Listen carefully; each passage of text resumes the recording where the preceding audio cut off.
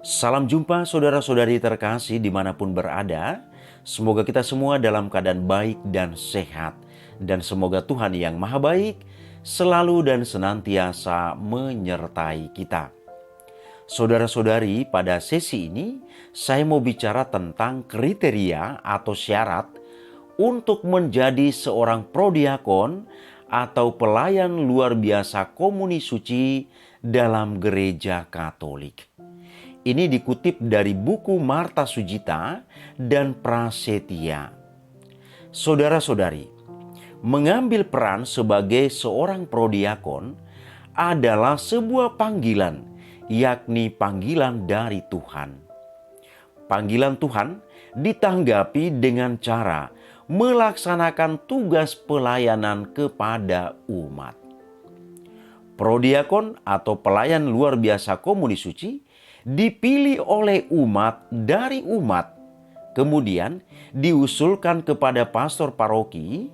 Selanjutnya, pastor paroki mengusulkan kepada Bapak Uskup, dan kemudian Bapak Uskup melantik calon prodiakon atau pelayan luar biasa komuni suci tersebut.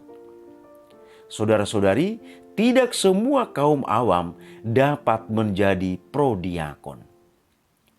Menjadi seorang prodiakon atau PLBKS tentu butuh syarat-syarat atau kriteria yang menunjang kualitas pelayanan mereka. Harapan tersebut tentunya tidak membatasi kaum awam untuk terlibat dalam karya penyelamatan Allah. Artinya saudara-saudari, walaupun ada sekian kriteria atau syarat untuk menjadi seorang prodiakon atau pelayan luar biasa komuni suci, atau sebutan lain lagi di tempat kita masing-masing, bukan berarti membatasi umat untuk ikut ambil bagian menjadi seorang prodiakon atau PLBKS tersebut. Mereka diharapkan mampu menjadi teladan bagi umat karena seluruh tampilan sebagai pemimpin dalam aneka kegiatan, khususnya dalam kegiatan liturgi dan peribadatan, harus menjadi contoh bagi umat. Saudara-saudari, demi terwujud kualitas hidup tersebut, dibutuhkan 3 syarat atau kriteria pokok yang harus dipenuhi. Pertama, memiliki nama baik sebagai pribadi dan keluarga. Yang kedua, diterima oleh umat setempat. Dan yang ketiga, memiliki penampilan yang layak. Mari kita lihat poin yang pertama, saudara dan saudari.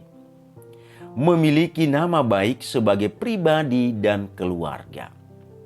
Seorang prodiakon atau PLBKS harus memiliki nama baik dalam perilaku, hidup iman. Artinya di sini imannya lebih matang dan hidup moralnya. Nama baik ini tidak berlaku bagi dirinya sendiri, tetapi juga berlaku bagi seluruh anggota keluarganya. Jikalau prodiakon atau PLBKS tersebut adalah seorang bapak, maka ia harus menjadi bapak yang baik bagi keluarganya. Dan jika ia adalah seorang ibu, maka ia juga harus menjadi ibu yang baik bagi suami dan anak-anaknya. Dan jikalau prodiakon atau PLBKS tersebut belum berkeluarga, maka ia harus menjaga perilakunya dan hidup imannya dalam kehidupan sehari-hari. Yang kedua, diterima oleh umat setempat. Saudara-saudari, prodiakon atau PLBKS haruslah pribadi yang dapat diterima oleh umat setempat atau lingkungan setempat ia bertempat tinggal dan juga oleh masyarakat sekitar. Keberadaan prodiakon atau PLBKS tidak dijauhi atau ditolak oleh umat. Tetapi keberadaannya dapat membawa hal yang positif bagi umat, seperti menyatukan umat, menyemangati umat, dan juga memotivasi umat. Ada kemungkinan bahwa seseorang yang memiliki nama baik tetapi tidak diterima oleh umat untuk menjadi prodiakon atau PLBKS. Diterima oleh umat menunjuk makna macam-macam. Umat memiliki kriteria masing-masing untuk memilih pemimpinnya. Ada yang memilih karena memiliki dedikasi dan intelijensi yang tinggi. Ada pula orang yang diterima karena memiliki watak dan kepribadian yang dianggap baik. Adapun kriteria yang dimiliki oleh umat, yang terpenting adalah mereka dapat memilih calon prodiakon atau PLBKS yang dapat memimpin mereka dan semakin mendekatkan hubungan umat dengan Allah sendiri. Oleh karena itu, pemilihan prodiakon atau PLBKS harus dilakukan oleh seluruh umat di lingkungan calon prodiakon tersebut. Umatlah yang lebih mengerti dan memahami keberadaan jati diri dari calon prodiakon atau PLBKS. Hendaknya pemilihan itu tidak ditunjuk langsung oleh ketua lingkungan ataupun oleh pastor paroki. Yang ketiga, memiliki penampilan yang layak. Saudara-saudari, prodiakon yang berpenampilan layak juga sangat mendukung tugasnya di tengah umat. Penampilan yang layak menyangkut hal fisik maupun intelektual.